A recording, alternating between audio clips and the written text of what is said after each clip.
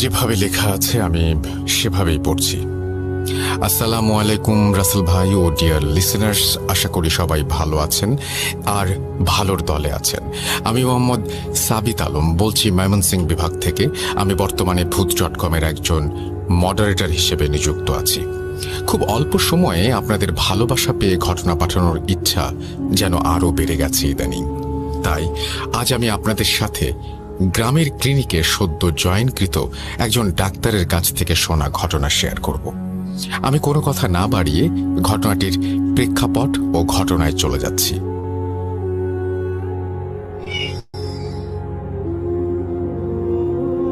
2019 সাল। বাসা থেকে বেশি দূর না হবার কারণে বাসায় কিছু না জানিয়ে সেদিন হাওয়া বদলের জন্য আমার এক বন্ধু জনিকে সাথে নিয়ে আমরা রওনা হই জামালপুরের কোনো একটি গ্রামের উদ্দেশ্যে। আমার আর জনির নানু ও দাদু বাড়ি জামালপুর হওয়ায় আমরা সেখানে বছরে 1-2 বার ঘুরতে বা কোনো কারণ ছাড়াই চলে যেতাম। সেদিন আমি আর জনি গ্রামের একটি চায়ের দোকানে বসে চা খাচ্ছিলাম। মেইন রোড আর প্রায় দুপুর হয়ে যাচ্ছে এমন সময় এক যুবক বয়সী লোক এসে সেই চায়ের স্টলে উপস্থিত হলেন। জনি তাকে দেখে কিছুটা পরিচিত বলে মনে করে, কিন্তু মনের ভুল ভেবে সে আমার সাথে কথা বলতে বলতে 2টা চায়ের অর্ডার করল। চা খেতে খেতে জনি বারবার লোকটার দিকে তাকাচ্ছিল, আর এবার সে নিজেকে আর ধরে রাখতে না পেরে সেই লোকটিকে তার নাম জিজ্ঞাসা করে। লোকটি তার নাম বলে জনিকে চিনতে পারলেন, আর আমাদের কাছে এসে বসে উনিও একটি চায়ের অর্ডার করলেন। জনিদের সাথে পারিবারিকভাবেই নাকি উনি পরিচিত ছিলেন। কিছুক্ষণ কথা বলার পর আমরা জানতে পারলাম উনি এই গ্রামের একটি ক্লিনিকে কর্মরত একজন চিকিৎসক। ওনার নাম আবরার। চা চলে এলে বেশি একটা কথা না বলে আবরার সাহেব একেবারে চুপচাপ বসেই চা খাচ্ছিলেন আর হঠাৎ এদিক ওদিক তাকাচ্ছিলেন। ওনাকে দেখে মনে হচ্ছিল উনি মনে হয় খুব অস্থির আর অস্বস্তি বোধ করছিলেন। কিছুক্ষণ চা খাওয়ার পরে উনি আমার বন্ধুকে জিজ্ঞেস করলেন আমরা আজই শহরে ফিরে যাব কিনা। ওনার প্রশ্নে কেমন যেন ভয়ের একটা ছাপ জড়িত ছিল, যা আমরা দুজনেই বুঝতে পারছিলাম। হঠাৎ চায়ের দোকানের চা বিক্রেতা আবরার সাহেবকে বলে বসলেন, ডাক্তার সাহেব, আজকেই চইলা যান, আর থাইকেন না এখানে, জান বাঁচানি ফরজ। চা বিক্রেতার এমন কথা শুনে আমি আর আমার বন্ধু জনি কিছুটা অবাক হয়ে আবরার সাহেব আর চায়ের দোকানদারকে জিজ্ঞাসা করলাম কি হয়েছে আর কেনই বা দোকানদার ওনাকে এই কথা বললেন। কিন্তু উনি কিছুতেই কিছু বলতে রাজি হচ্ছিলেন না। শেষমেশ আমাদের অনেক জোরাজুরিতে চা বিক্রেতা আবরার সাহেবকে ঘটনাটি আমাদের কাছে বলতে বললে আবরার সাহেব রাজি হয়ে যান, আর উনি যেভাবে ঘটনাটি বলেছিলেন আমি ঠিক সেভাবেই উপস্থাপন করছি। ঘটনাটির অনিচ্ছাকৃত ভুল ত্রুটির জন্য আপনাদের কাছে ক্ষমা চেয়ে নিচ্ছি। আমার নাম আবরার। আমি পেশায় একজন চিকিৎসক। সদ্য প্রথম ধাপে ডাক্তারি পড়া শেষ করে বাকি 5 জন চিকিৎসকের মতো বড় ডিগ্রি অর্জনের আকাঙ্ক্ষা আমারও ছিল, কিন্তু পারিবারিক সমস্যা ও আর্থিক অনটনের জন্য আমাকে নিজের খরচ চালাতে চাকরির পথ বেছে নিতে হয়। অবশেষে আমি এই গ্রামের ক্লিনিকে একটি মোটামুটি ভালো চাকরিও পেয়ে যাই আল্লাহর রহমতে। ভেবেছিলাম ভালোই হয়েছে, এদিকে গ্রামে খুব বেশি পেশেন্ট আসে না, তাই আরামে চাকরি করে হায়ার স্টাডিজের কথাও ভাবা যাবে আর পরিবারকেও হেল্প করা হবে ভেবে আমি আর কোনো কিছু না ভেবে চাকরিটা নিয়ে নিই। জয়নিংয়ের আগের মাসে আমি আমার 27তম জন্মদিন পালন করে চাকরির জন্য গ্রামের উদ্দেশ্যে বেরিয়ে পড়ি। জয়েন করার 6-7 মাস সবকিছু আমার আশানুরূপ ছিল, কিন্তু আমার অতীতে থাকা একটি কালো ছায়া কিভাবে আমার জীবন দুর্বিষহ করে তুলেছে তোমরা জানতে চাও? না থাক, আমি আর তোমাদের কিছু বলবো না। এতটুকু বলে আবরার সাহেব কি যেন ভেবে আমাদের আর কিছু বলতে চাইলেন না, কিন্তু আমরা ঘটনাটি না শুনে যেন শান্তি পাচ্ছিলাম না একেবারেই। তাই ওনাকে কমফোর্টেবল ফিল করানোর জন্য আমি আমার জীবনে ঘটে যাওয়া ঘটনাগুলি ওনাকে বললাম। উনি কিছুটা অস্বস্তি নিয়ে এই ঘটনাটি সম্পূর্ণ বলতে রাজি হয়ে আরও 1 কাপ চা নিয়ে কথা বলা শুরু করলেন। জয়েনিংয়ের 6-7 মাসের মাঝে আমি জ্বর, মাথা ব্যথা, হাত ভাঙা এবং আরও কিছু সমস্যার চিকিৎসা করেছি। কিন্তু হঠাৎ এমন এক সময় এলো যে আমি কিছু বুঝে ওঠার আগেই আমাকে গ্রাস করে নিল।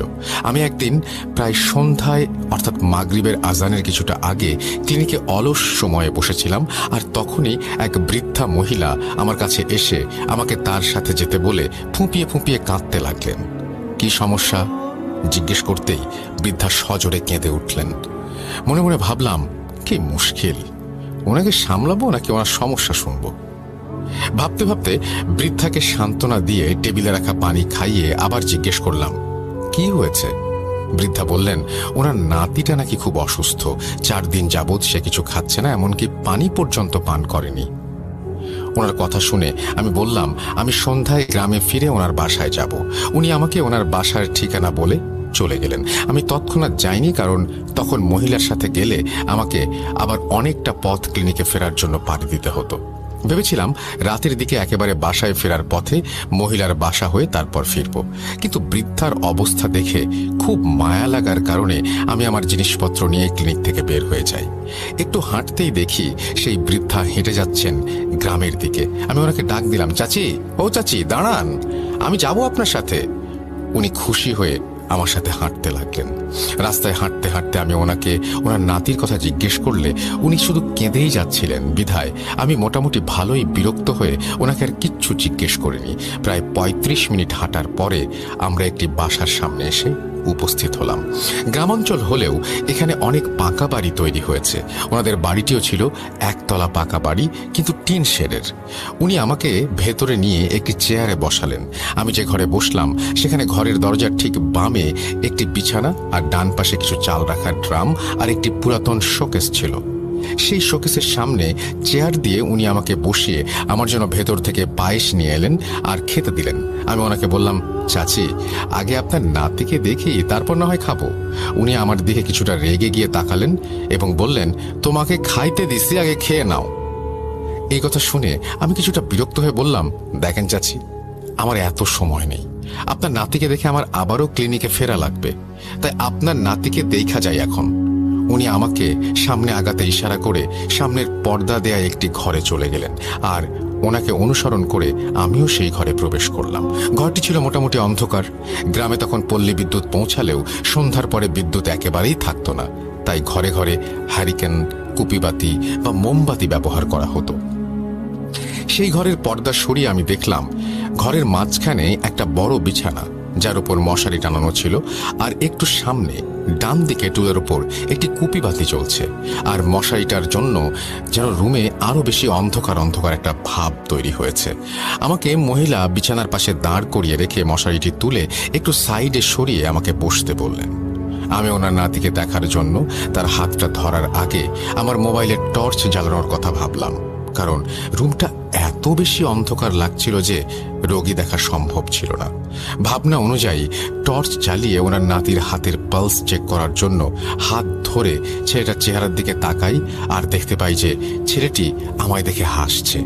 কিন্তু ছেলেটার চেহারা দেখে আমি 2 হাত দূরে ছিটকে পড়ে যাই। আপনারা হয়তো ভেবেছেন যে কোনো ভৌতিক চেহারা ছিল বিধায় ছেলেটাকে দেখে আমি ছিটকে পড়ে গিয়েছিলাম বা ভয় পেয়েছিলাম, কিন্তু আসলে তা নয়। আসলে তার চেহারাটা ছিল অবিকল, আমারই মতো। আমার মনে হচ্ছিল আমি যেন আমার দিকে তাকিয়ে হাসছি। এই দৃশ্য দেখে আমি মহিলার দিকে তাকিয়ে দেখলাম তার চেহারাটা কেমন যেন সাদাটে হয়ে গেছে, আর তার মুখ দিয়ে লালা ঝরছে। মহিলাটি তাকিয়ে এমন সময় বিছানায় থাকা ছেলেটি আমার বাম হাত চেপে ধরে আমাকে বলে, কথা বলিস না, হায় হায়, ও তোকে ডাকছে, ও আসছে, ও আসছে, দেখতে পাচ্ছিস, ও আসছে। আমি এই কথা শুনে সজোরে আমার হাত ছাড়িয়ে নিয়ে দৌড় দিব, এমন সময় সেই বৃদ্ধা আমার সামনে আমার পথ আটকে দাঁড়ায় আর বলে, তোর দাদিকে দেখবি? চলে গেছে সে। কিরে, দেখবি? তোকে দেখতেই হবে, দেখ দেখ, আরে দেখ না ছেলে। এই বলে সে আমার হাত ছেড়ে 2 হাত উঁচু করে আমার সামনে দাঁড়িয়ে যায়, আর নিমিষে আমি দেখি আমার থেকে একটু দূরে সরে যাচ্ছে, আর তার চেহারা থেকে পোকা গড়িয়ে পড়ছিল, আর গলায় দড়ি পেঁচানো ছিল। জিভটা যেন বেরিয়ে আসছে, চোখ দুটো যেন কুঠুরি ফেটে বের হয়ে আসবে। এমন দৃশ্য দেখে আমি অজ্ঞান হয়ে যাই এবং জ্ঞান ফিরলে দেখি আমি বাসায় আমার বিছানায় শুয়ে, আমার পাশে ক্লিনিকের একজন স্টাফ বসেছিল আর আমার বিছানার পাশে গ্রামের কয়েকজন লোক দাঁড়িয়েছিল। ক্লিনিকের স্টাফের নাম ছিল আলমগীর। আমি জ্ঞান ফিরে রাতের ঘটনার কথা মনে পড়তে লাফিয়ে উঠলাম, আর আলমগীরকে সব ঘটনা বলতে গিয়েও বলতে পারলাম না, কারণ আমার মুখ দিয়ে কোনো আওয়াজ তখন বের হচ্ছিল না। এটা যে কতটা যন্ত্রণা সেটা যার হয় সে ছাড়া কেউ বুঝতে পারবে না। আলমগীর আমাকে সান্ত্বনা দিয়ে পানি খাইয়ে আমাকে কিছুটা স্বাভাবিক করে তোলে, আর আমি তখন কিছুটা কথা বলার মতো অবস্থায় চলে এলে সবাই আমাকে জিজ্ঞাসা করে আমি পূর্বপাড়ার বাঁশঝাড়ের নিচে কেন পড়েছিলাম, আর সেখানে কেন আর কিভাবে আমি এলাম সেই রাতের বেলা। আমি মনে মনে ভাবলাম, কি আমি বাঁশঝাড়ের মাঝে পড়েছিলাম, কিন্তু আমি তো ওই মহিলার বাসায় ছিলাম। এসব ভাবতে ভাবতে ওনাদের ছুড়ে দেওয়া প্রশ্নে আমি অস্থির হয়ে পড়ি, আর আমি ওনাদের কাছ থেকে সেই বরন্ত সন্ধ্যায় আসা সেই বৃদ্ধা আর তার নাতনির কথা বলি। আমার কথা শুনে ওনারা আর চোখে আমার দিকে তাকালেন, আর ওনাদের মাঝে একজন বলে উঠলেন, কি কন ডাক্তার সাহেব, ওইখানে তো বাঁশের জঙ্গল ছাড়া কিছু নাই, ওইখানে মানুষ যায় না তো, একটা মাটির ভিটা আছে, পরে সবাই গ্রাম সাইডা চইলা গেছে। এই কথা শুনে আমি যেন আকাশ থেকে পড়লাম, আর মনে মনে ভাবতে লাগলাম যে কি হচ্ছে আমার সাথে। আজকে সন্ধ্যা থেকে বিজ্ঞানের ছাত্র আর মূলত ডাক্তার হবার ফলে আমি এইসব বিষয়ে কোনোদিন বিলিভ করতাম না, কিন্তু সন্ধ্যায় তাহলে কি হলো আমার সাথে? আমি নিজেকে এর সায়েন্টিফিক ব্যাখ্যা দিতে লাগলাম নানানভাবে, কিন্তু একটা সমস্যা রয়েই যাচ্ছে, আমি কিভাবে বাঁশ ঝাড়ের ভেতরে গেলাম? আর যদি কিছু বা নাই দেখি তাহলে অজ্ঞান হলাম কেন? আমি একজন ডাক্তার, আমি যথেষ্ট স্বাস্থ্য সচেতন আর সুস্থ, আর আমার মানসিকভাবেও আমি অনেক শক্ত, কিন্তু এত কিছুর পরেও আমি নিজেকে কোনো সায়েন্টিফিক ব্যাখ্যা দিতে পারিনি। সেদিন রাতের বেলা গ্রামের লোকেরা যাবার পর আমি আলমগীরকে রাতে আমার সাথে থাকতে বলি, কারণ আমি অনেক ভয় পাচ্ছিলাম। আমার কথায় আলমগীর রাজি হয়ে যায়। গ্রামের মানুষটা খুবই ভালো বিধায় ওনারা আমার আর আলমগীরের খাবারের ব্যবস্থা করে দেন সেদিন রাতে। রাতের বেলা খাবার শেষ করে আমি আর আলমগীর ঘুমানোর জন্য শুয়ে পড়লাম। প্রতিদিন বাড়ি ফেরার আগে কয়েল কিনে আনতাম যেন মশা কামড়াতে না পারে। সেদিন আর আনা হয়নি ভেবে আমি আমার সুটকেস থেকে মশারি বের করে চারপাশে দড়ি লাগিয়ে বিছানার উপর মশারি টানিয়ে দিলাম আর ঘুমাবো বলে শুয়ে পড়লাম। কিছুক্ষণ পর আমার প্রচন্ড শীত লাগতে শুরু করলো, আর আলমগীরকে ডাকতে লাগলাম। কিছুক্ষণ ডাকার পর আলমগীর উঠে আমার গায়ে হাত দিয়ে বলে, ইয়াল্লাহ স্যার, আপনার শরীর তো পুড়ে যাচ্ছে, আপনার ঘরে ওষুধ নাই? আমি আলমগীরকে বলি, পাশের ঘরের আলমারির উপরে ওষুধের বাক্স রাখা আছে। ওষুধের বাক্স আনতে আলমগীর চলে গেলে আমি তার জন্য অপেক্ষা করতে লাগলাম। 1 মিনিটের ভেতর আলমগীর এসে আমাকে ওষুধ খাওয়ানোর জন্য পানির গ্লাস এনে আমার পাশে বিছানায় বসে মশারি একটু সাইডে সরিয়ে যেই আমাকে ওষুধ দিতে যাবে, আমি তৎক্ষণাৎ আমার জীবনের সব থেকে বড় একটি ধাক্কা খাই। আমি দেখলাম আমি নিজেই ওষুধ আর পানির গ্লাস হাতে নিয়ে বিছানার পাশে বসে আছি। এটা দেখে আমি জোরে চিৎকার দিতে চেষ্টা করেও পারি না, কারণ আমার তখন প্রচন্ড জ্বর, তাই শক্তি ছিল না। আমি জোরে চিৎকার দিতে চেষ্টা করেও পারিনি। কিন্তু হ্যারিকেনের আলোতে আমি স্পষ্ট দেখতে পাচ্ছিলাম যে আমার মতো দেখতে সেই জিনিসটি আমার মুখের কাছে টিনের গ্লাসে করে আনা পানি আমার মুখের কাছে এনে আমার গাল হাত দিয়ে জোরে চাপ দিয়ে আমাকে সেই পানি খাওয়াবার চেষ্টা করছিল। আর কিছুটা পানি আমার মুখে সে দিয়েও দেয়। আমার দম আটকে যাচ্ছিল।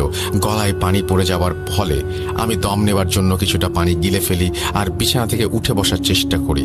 আমার সে চেষ্টা ওই জিনিসটার কারণে বিফল হয়ে যায়, কারণ সে আমাকে ধাক্কা দিয়ে বিছানায় ফেলে আর গলা টিপে ধরে বলে, তোর বাবা এসবের মূলে, দেখবি তোর দাদি কিভাবে মরেছিল, ও আসছে, ও তোকে সব দেখাবে, সময় শেষ তোর, দিন গুনতে থাক, দাদির কাছে যাবি না?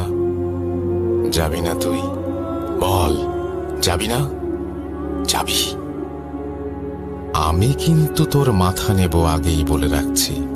এই বলে সে গলা ছেড়ে দেয়। এরপর আবার আমি অজ্ঞান হয়ে যাই। সকালবেলা আমার জ্ঞান ফিরলে আমি দেখলাম আমার পাশে সেই গ্রামের লোকজন আলমগীর দাঁড়িয়ে আছে, আর তাদের সাথে ছিল আমার কলিগ মুসা।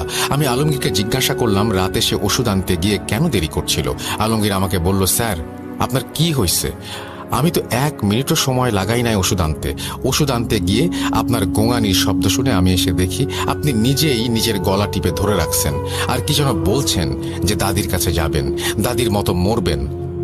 পরে দেখি আপনার মাথার কাছে পানি পড়ছিল আর আপনার মুখ পুরো ভেজা ছিল। কি হয়েছে স্যার? আলমগীরের কথা শুনে আমি আলমগীরকে জোরে করে বলে উঠি, তুমিও শুনেছ আমার দাদির কথা?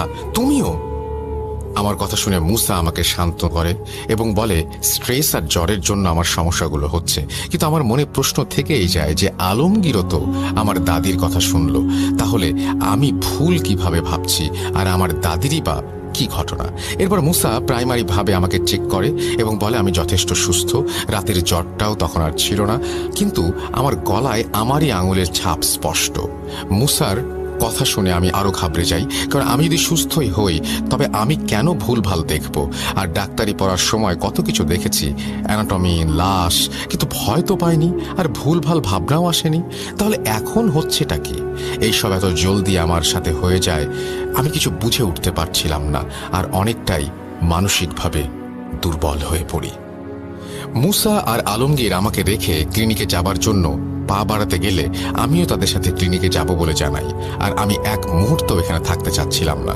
ওদের অনেক বারণ করার পরেও আমি ওদের ক্লিনিকে চলে যাই। ক্লিনিকে গিয়ে আমি আমার চেম্বারে বসে আমার মাকে একটা ফোন দিয়ে সব ঘটনা জানাই।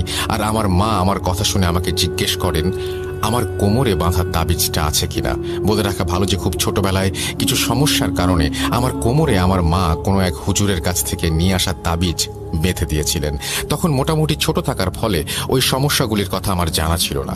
আমার মা আমাকে তাবিজের কথা জিজ্ঞেস করলে আমি আমার কোমরে হাত দিয়ে দেখি আমার কোমরে কোনো তাবিজ বা সুতা কিছুই ছিল না।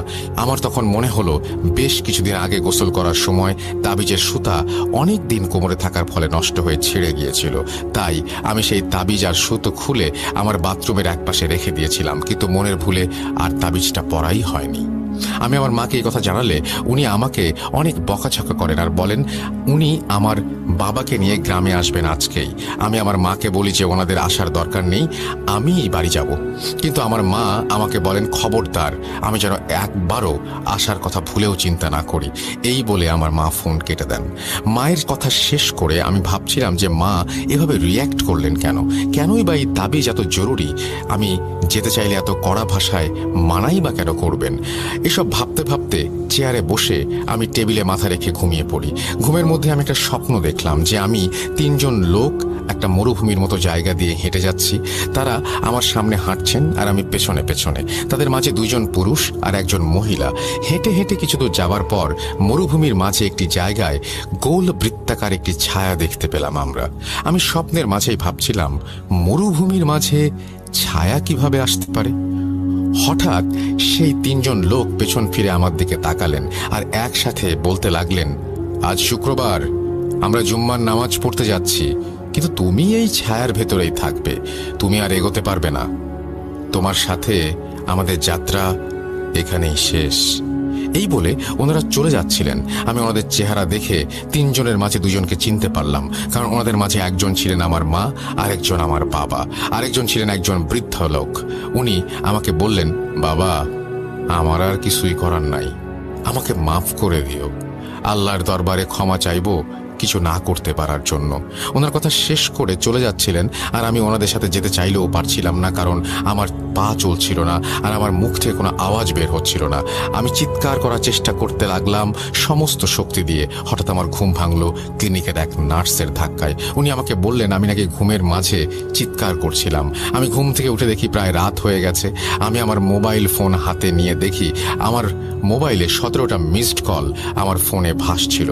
আমি তড়িঘড়ি করে বাবাকে ফোন দেই আর আমার বাবা আমার উপর রাগ করে অনেক কথা শোনালেন আর এও বললেন ওনারা 30 মিনিটের মাঝে ক্লিনিকে পৌঁছে যাবেন। আমি অপেক্ষা করতে লাগলাম আর কিছুক্ষণ পর মা ও বাবা এলেন ক্লিনিকে। ওনাদের সাথে একজন বৃদ্ধ হুজুর ছিলেন। আমি হুজুরের চেহারা দেখে নিজেকে সামলাতে পারছিলাম না, কারণ সেই হুজুরের চেহারাটি ছিল আমার স্বপ্নে দেখা সেই তিনজন ব্যক্তির মাঝের তৃতীয় ব্যক্তিটির মতো। নিজেকে কিছুটা সামলে নিয়ে আমি হুজুরকে সালাম দিয়ে বলি যে ওনাকে আমি স্বপ্নে দেখেছি একটু আগে।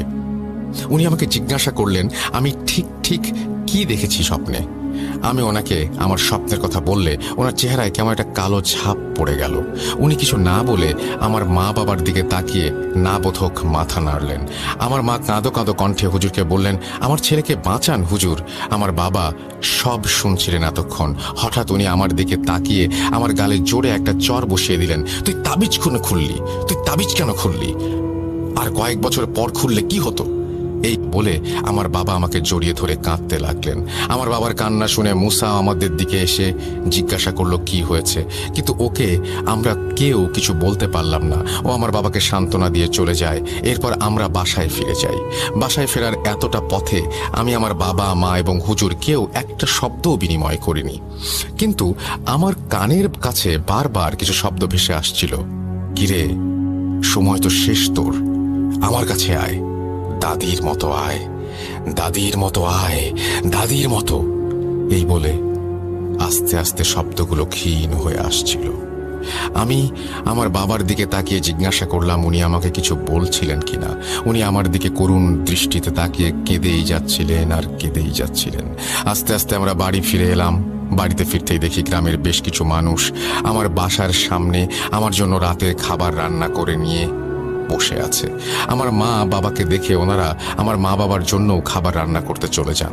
ভাবুন, গ্রামের মানুষরা কতটা ভালো হয়। যাই হোক, বাসায় ফিরে পানি খেয়ে আমার বাবা মার সাথে কথা বলে হুজুর বাইরে চলে গেলেন। একটু পর বাইরে থেকে আজানের শব্দ ভেসে আসলো, কিন্তু গ্রামের মসজিদ ছিল অনেক দূরে। তাহলে এখানে আজানের শব্দ? বুঝতে বাকি রইল না এটা সেই হুজুরের কাজ। এরপর ঘরের চারপাশে কিছুটা মাটিতে পোতার আওয়াজ শুনতে পাই আর সূরা বাকারার আয়াত শুনতে পাই। প্রায় ৩০ মিনিট বাইরে থাকার পরে হুজুর ফিরে এলেন আর আমরা সবাই আমাদের শোবার ঘরে বসেছিলাম। এর কিছুক্ষণ পর গ্রামের লোকেরা আরও খাবার রান্না করে আমাদের জন্য নিয়ে আসেন আর আমাদের কথা শুনে বসে পড়েন।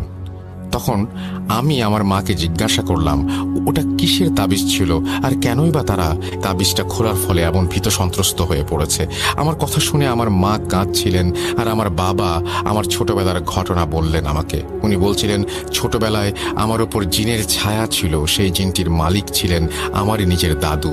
বলতে লজ্জা লাগে তবুও বলি, আমার দাদু নাকি একজন কালো জাদুকর ছিলেন আর তার কারণে অনেক মানুষের ক্ষতি হয়েছে। তিনি ক্ষতি করে বেড়াতেন।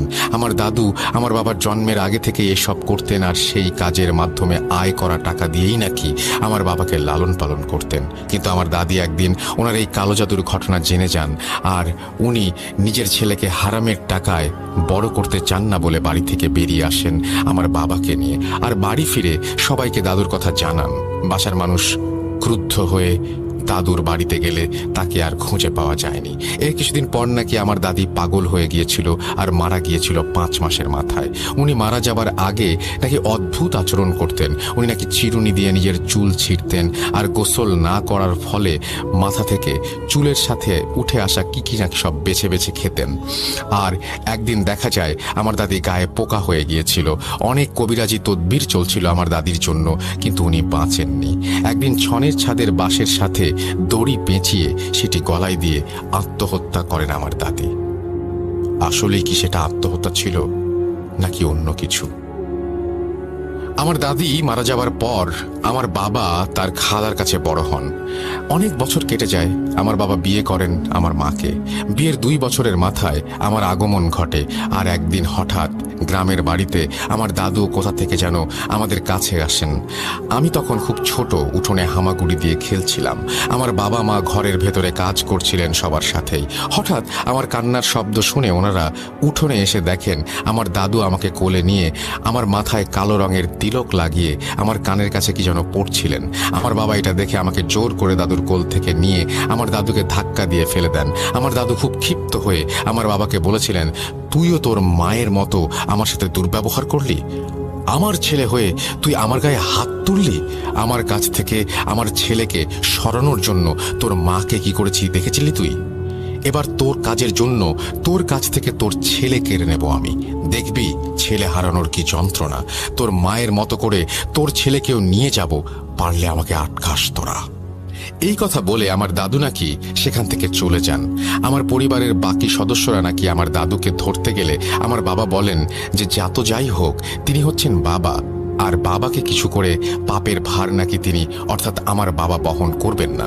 কিন্তু দাদুর কথা শুনে আমার বাবা ঘাবড়ে গেলেও নাতির কোনো ক্ষতি দাদু করবেন না এই ভেবেই আমার বাবা বিষয়টি ভুলে যান। কিছুদিন পর থেকে নাকি আমার আচরণের পরিবর্তন আসে।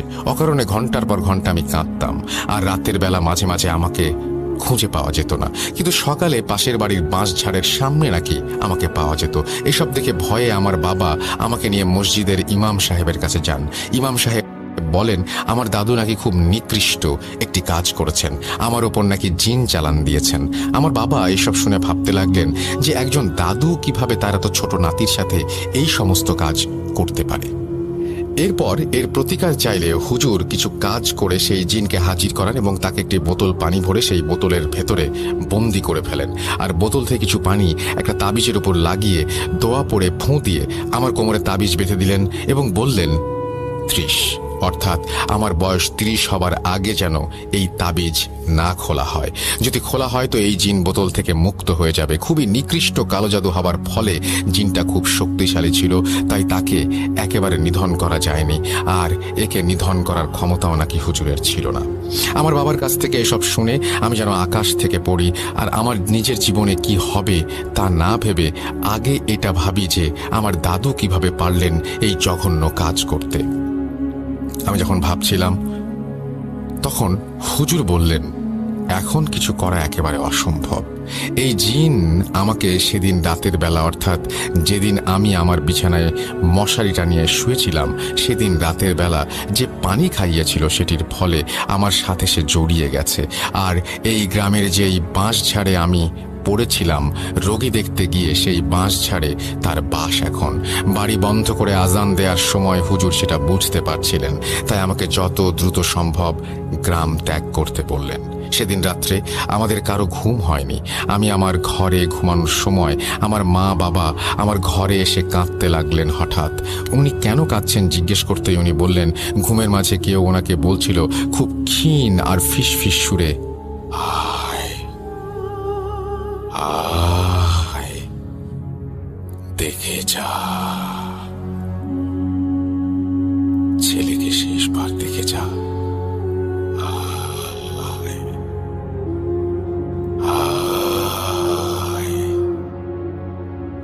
দেখে যা। এরপর আস্তে আস্তে ফিসফিস আওয়াজ রাগান্বিত আওয়াজে পরিণত হয়। আমার কাছে বাধা দিবি? তোর ছেলের বাবাকে জিজ্ঞেস কর ওর মায়ের সাথে কি হয়েছিল, দেখে যা, আয়। এসব শুনে আমার মায়ের ঘুম ভাঙার পর উনি ঘরে এসে আমাকে সব বলেন আর অঝরে কাঁদতে থাকেন।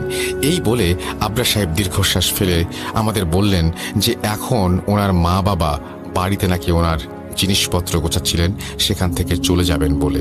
আর উনি কাজের এক ফাঁকে দোকানে এসে বসছিলেন, কারণ ওনার মন বাড়িতে টিকছিল না। আবরার সাহেবের বাসায় নাকি সেই চায়ের দোকানের লোকটাও ছিল সেদিন রাতে। উনি আমাদের ঘটনাটি বলতে চাননি, কারণ একজন ডাক্তার হয়ে আমাদের মতো বিজ্ঞানমনা ব্যক্তিদের এই ঘটনা বললে আমরা যদি ওনাকে পাগল ভাবি। আর উনি ঘটনাটি মূল দোষী ওনার নিজের দাদু হওয়ায় ঘটনাটি বলতে অস্বস্তি বোধ করছিলেন। আবরার সাহেবের কথা শুনতে শুনতে কখন যে পরন্ত বিকেল হয়ে গিয়েছিল আমি আর জনি সেটা খেয়াল করতে পারিনি। আমাদের খেয়াল ফেরে আমার আম্মুর ফোন কলে। আমার আম্মু ফোন করে জিজ্ঞেস করেন যে আমি কোথায় আর বাসায় কেন আসছি না। আমি 2 ঘন্টার মধ্যে ফিরছি জানিয়ে ফোন রেখে দিয়ে সেখান থেকে জনিকে নিয়ে রওনা হয়ে যাই বাসার উদ্দেশ্যে। ফেরার আগে আবরার সাহেবকে আমি বা জনি কেউ কিছু বলতে পারিনি, কারণ আমরাও রীতিমতো ভয় পেয়ে গিয়েছিলাম এই লোমহর্ষক ঘটনাটি শুনে। এরপর আবরার সাহেবের মোবাইল নাম্বার নিয়ে আমি আর জনি চায়ের বিল পরিশোধ করে সেখান থেকে উঠে পড়ি। ফেরার সময় আবরার সাহেবের ভয় মাখা মুখ দেখে আমার খুব খারাপ লাগছিল। আমি একজন ব্ল্যাক ম্যাজিকের ভিকটিম, আমি জানি কেমন লাগে এই অনুভূতিগুলো।